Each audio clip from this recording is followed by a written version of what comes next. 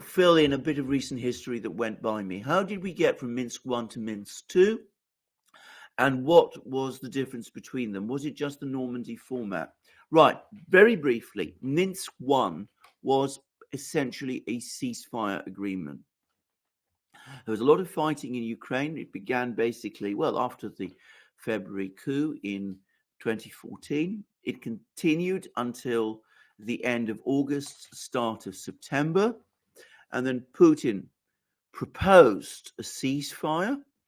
And there was a meeting in Minsk between the Ukrainians and the Donbass militia. And they came out with a ceasefire, which had all sorts of additional additions about pulling back artillery and that kind of thing from the front lines.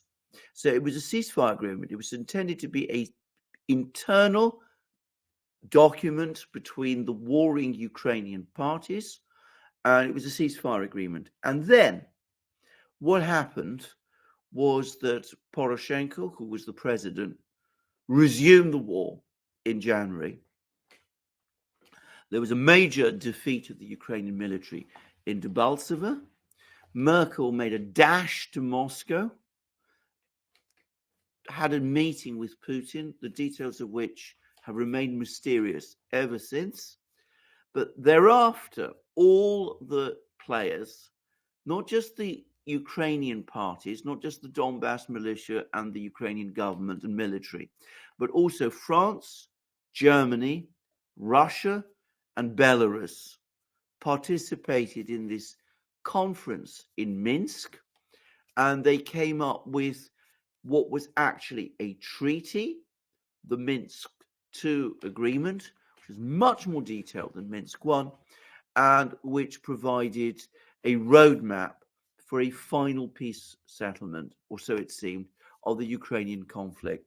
And then the Russians took Minsk II to the Security Council, where it was approved unanimously and became an international legally binding document on all the parties. And of course, Ukraine reneged on it. It reneged on it entirely. So that is Minsk II. Minsk II replaced Minsk I, which was purely a ceasefire agreement between the internal parties. Minsk II, by contrast, is an international agreement which has behind it the force of international law, but which, of course, was never implemented because Ukraine reneged on it. Now, what is Normandy 4? Very briefly, Normandy 4 is a group of what you might call contact states. It was set up in Normandy during the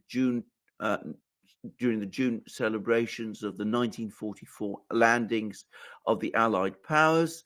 Putin was there. So were Angela Merkel and the French President Hollande. And of course, Poroshenko, the Ukrainian leader, was there. Putin spoke with Poroshenko. All of these people spoke together, and they'd agreed that they would create this format which would oversee the processes towards a Ukrainian settlement. All of this has now completely collapsed. I mean, it no longer exists, neither the Normandy format, nor Minsk II, nor, of course, Minsk I. Rus imperialist.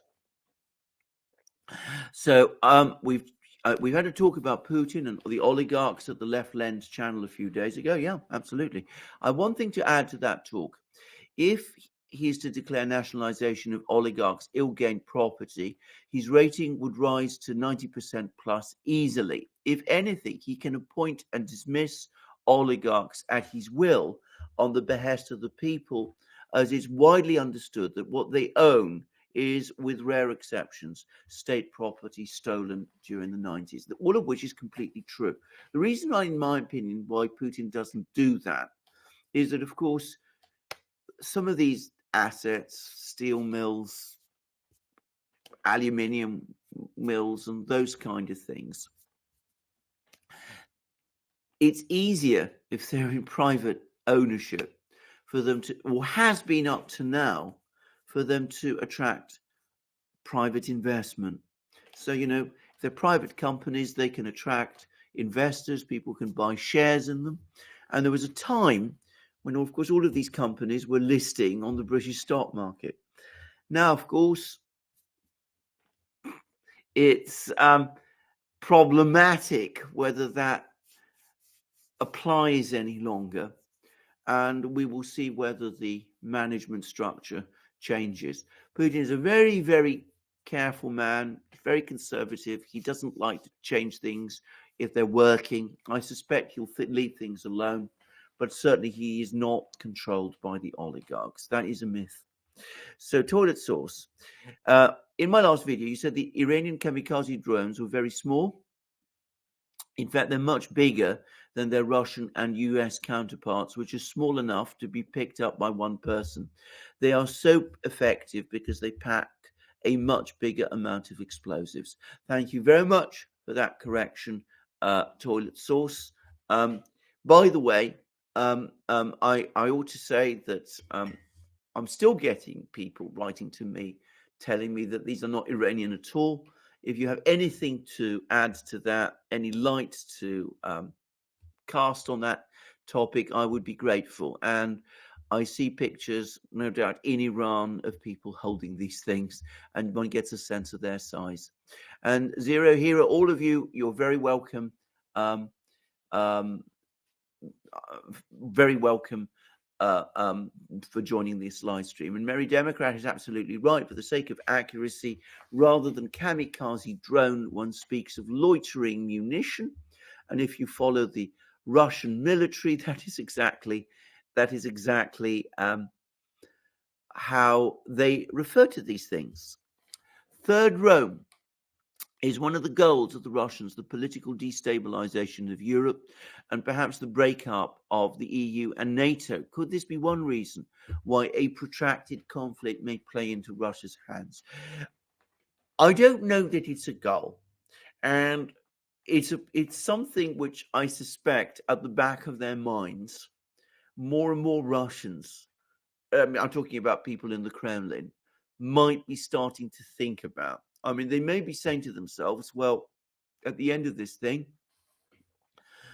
because of the depth of the economic crisis, we'll be in a position to dictate terms, and, let's finally bring this structure, NATO and the EU, to an end, and let's just move on. I have to say, I don't think that's official policy. I don't think that's even been discussed, actually, in the Kremlin at the moment. If anybody has those thoughts, I suspect they're keeping them to themselves for the time being. And it was historically, and this is in fact an important point to make, it's important to understand that Russia and indeed the Soviet Union had a very ambivalent view about NATO. On the one hand, they didn't like NATO because it was an anti-Soviet, anti-Russian alliance. But on the other hand, it did do one thing, which was by keeping Germany specifically within the US nuclear umbrella, it meant that Russia, the Soviet Union, did not have to confront a fully independent, rearmed Germany with nuclear weapons. Now, that was a big issue in the 1950s. The German government of that time, Konrad Adenauer, did actually consider acquiring nuclear weapons. And obviously, so soon after the Second World War, that was a prospect that the Russians found horrifying. And I suspect feeling there has changed. As for the EU, obviously, the Russians for a very, very long time wanted to establish a good, friendly economic relationship with the EU. That, I suspect, is starting to change as well. And I suspect the mood is changing too. So, Dan, it's 1200. How long before you think the endless shell-shocking drone bombing keeps Kiev going before they surrender? I think this is going to take weeks, months even. I don't think we're going to see this thing end quickly. In fact, I'm going to say this. I think that this war is not going to be won by drones and missiles. It's going to be won by soldiers fighting on the ground. And I'm fully confident that we're going to see a big Russian offensive in a few weeks. And I think that is much more likely to be the coup de grace than anything that we see from, the missile and drone strikes. Irish Partisan, it's a joy to have you on this program. And I am a great fan of Chilean Red. For everyone to know, Cabernet Sauvignons from Chile are outstanding wines, and they probably are closer in flavor to Bordeaux wines of the 19th century, because for some reason the phylloxera louse, which devastated the French vineyards in the 19th century, has never established itself in Chile, so that Chilean vineyards are on ungrafted vines.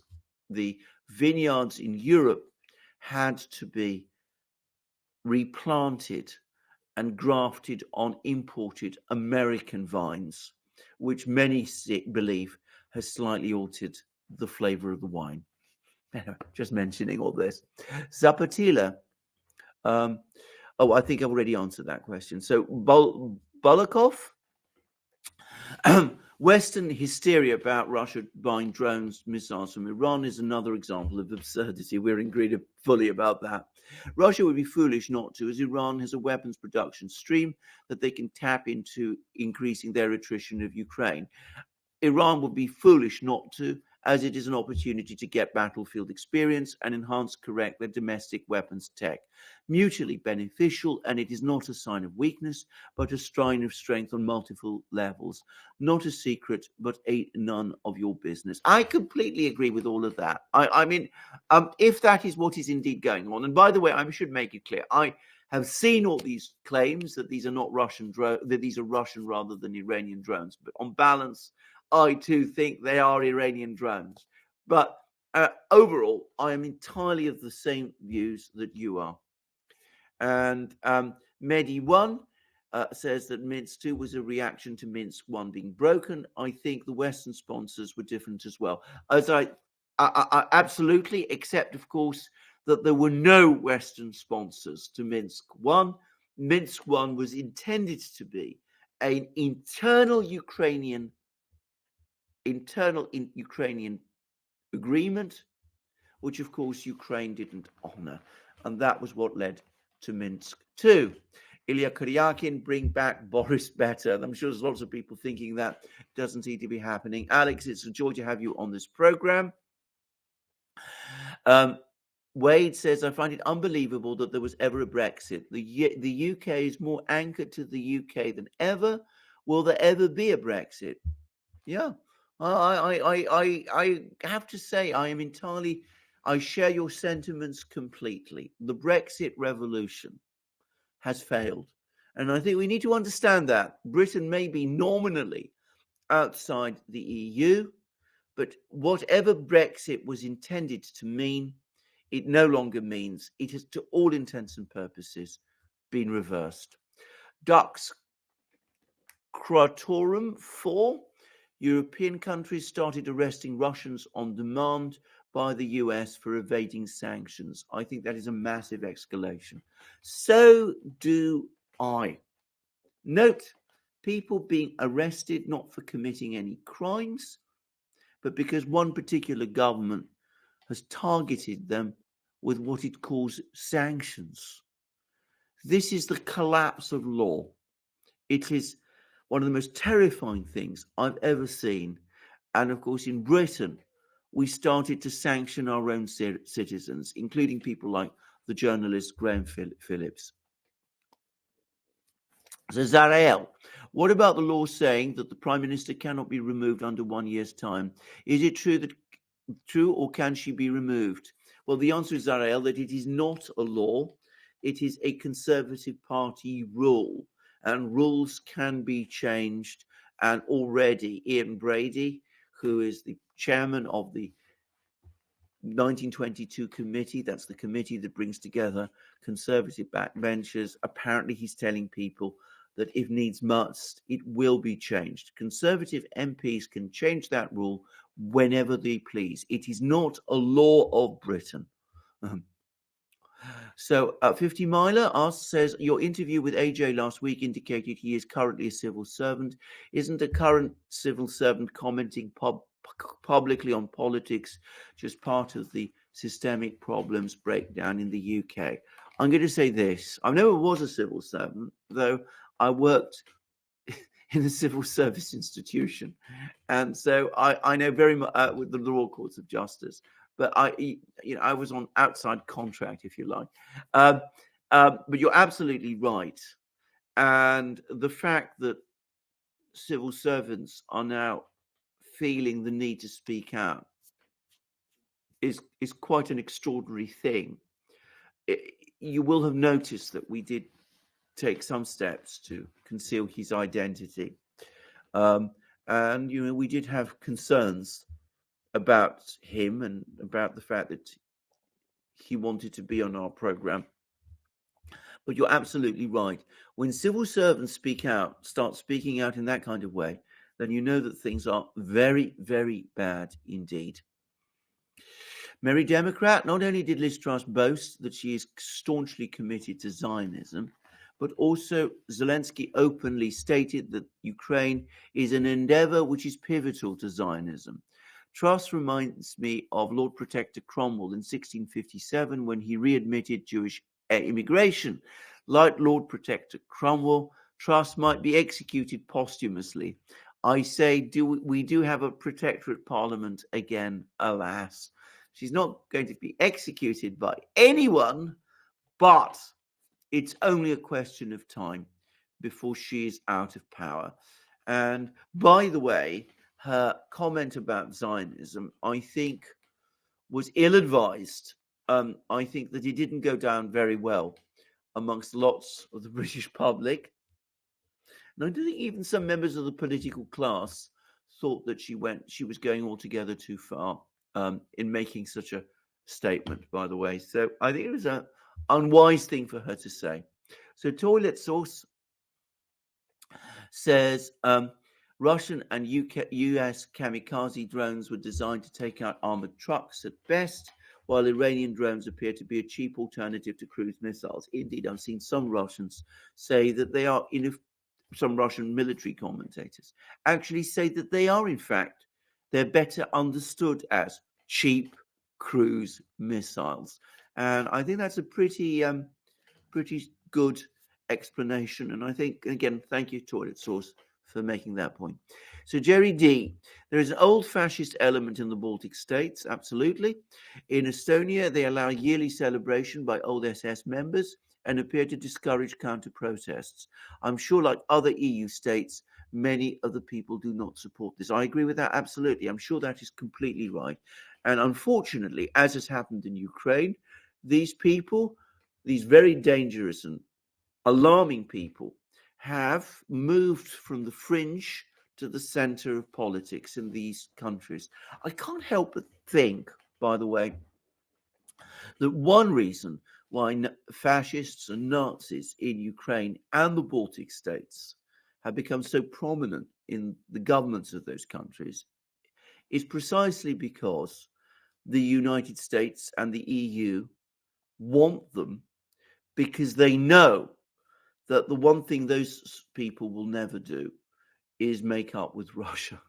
So in effect, it's a way, if you like, of making sure that the Baltic states and Ukraine continue to pursue anti-Russian policies, because these terrible people in charge of them, or if not in charge of them, with such influence in them, are reliably and staunchly and even fanatically anti-Russian. So Ali Gibson, have I heard the rumours that Farage might be back in politics? Do you think he would stand any chance of rocking the boat in a general election? Well, if anybody can do it, it would be Farage. But I'm going to say something. I think that the political pendulum, and by that I don't mean the popular electoral pendulum, I mean the sentiments of the political class, are now becoming increasingly hostile to him and to his movement.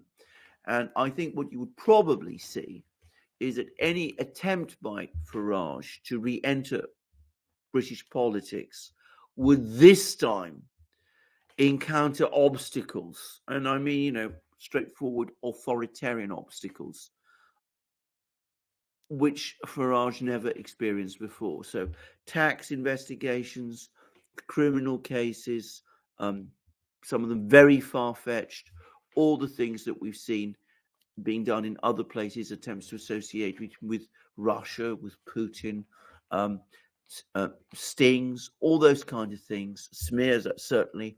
We would see much more of that this time than we saw before. Let's see what others have to say. Juan Lucas, what do I think about Borrell saying that money is not a problem? If so, why did southern European countries such as Greece, Portugal, and Spain suffer what they did with the Troika? Well, yes. And of course, I believe Borrell is from Spain. So, I mean, well, Catalonia at least. Can I just say something? You're absolutely right. You're completely right. And of course, it's another example of how the European elite, history, even the most recent history, doesn't exist. I mean, he doesn't come along and say, well, you know, we're terribly wrong. What we did back then was a hideous mistake. We apologize to these countries. We shouldn't have cut them off in the brutal way that we did. They don't say that. But what they say instead, it was that, you know, there's no problem with money anymore. I mean, but, you know, you're absolutely right. But that's a European technocrat for you. TSHM 60. Why do people yammer on about peace talks? Any nation's sovereignty when the long, greedy arm of the US is mangling about it? Well, if you're talking about Ukraine, I don't think anybody now seriously expects peace talks. The Russians go through the motions, but they don't really expect anything else, in my opinion, than a military outcome. So, ici, Polydor, now 3 resignations from government, implosion, British government, implosion well underway. Absolutely. And be aware, you know, resignations, I mean, I said last week that I expected her to be out someday this week. That's Liz Truss, and I still stick with that. And Pravda, lettuce refs, which will last longer ahead of lettuce or Truss. Well, Truss is, in my opinion, all but gone. I mean, as I said, if she's still around on Friday, it will only be, as I said, because the Conservative Party is so divided that he can't agree on who should take over. And for the moment, that gives a certain very limited amount of political space. So Merry Democrat, considering the all-encompassing remit granted to General Surovikin and considering his accolades for the Syrian campaign, I can't help but compare him to Pompeius Magnus, who expunged the pirates from the Mediterranean and captured the provinces of Syria and Judea. How do you... Well, you clearly, Merry Democrat, you must have a background in classics. You're absolutely right. I mean, by the way, the Pompeius Magnus analogy is a great one. History repeats itself. Yesterday's defense of Masada to the last man is today's defense of Kiev. Wouldn't it be rewarding if, like the Judea Kapta coins, a Ukraine has fallen medal were minted in Surovikin's name? Well, who knows? We might even see that. What Merry Democrat is referring to is that in the 1st century BC, shortly before the collapse of the Roman Republic was faced with all kinds of problems. The Mediterranean was swarming with pirates, and Roman generals who'd been appointed to sort out this problem of piracy couldn't. And there was a massive challenge to the Roman Republic from a Eastern king, King Mithridates the Great of Pontus. And the most brilliant general at that time, or so many believed, in the Roman military was a man called Pompeius Magnus, Pompey the Great. And the Roman people, against some opposition from the Senate, gave him these extraordinary, all-encompassing briefs, first to clean out the pirates, and second to defeat Mithridates. And he did both with brilliant efficiency. He cleared the Mediterranean of pirates, I believe, within a space of a year.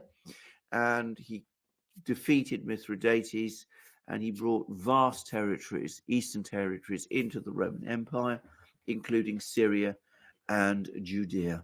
So that's the comparison that Merry Democrat is making with General Surovikin. All I will say about that is that General Surovikin has made an impressive start, but we'll see whether he's able to keep it up. And until he achieves victory, I will hold back on any comparisons between him and Pompey the Great.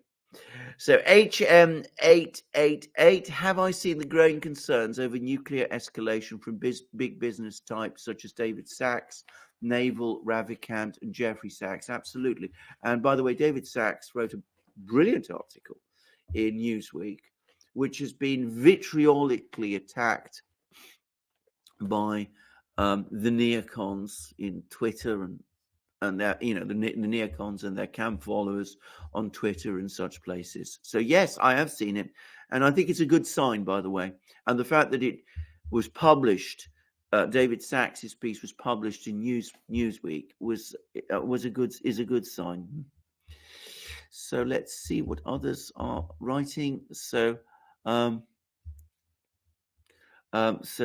Gearsov Ted apologizes for rapid fire questions. I haven't seen them actually. Maybe I missed them, which is sad. If you could perhaps put them again, and if I don't get to them, I'll cover them in one of the follow-up videos.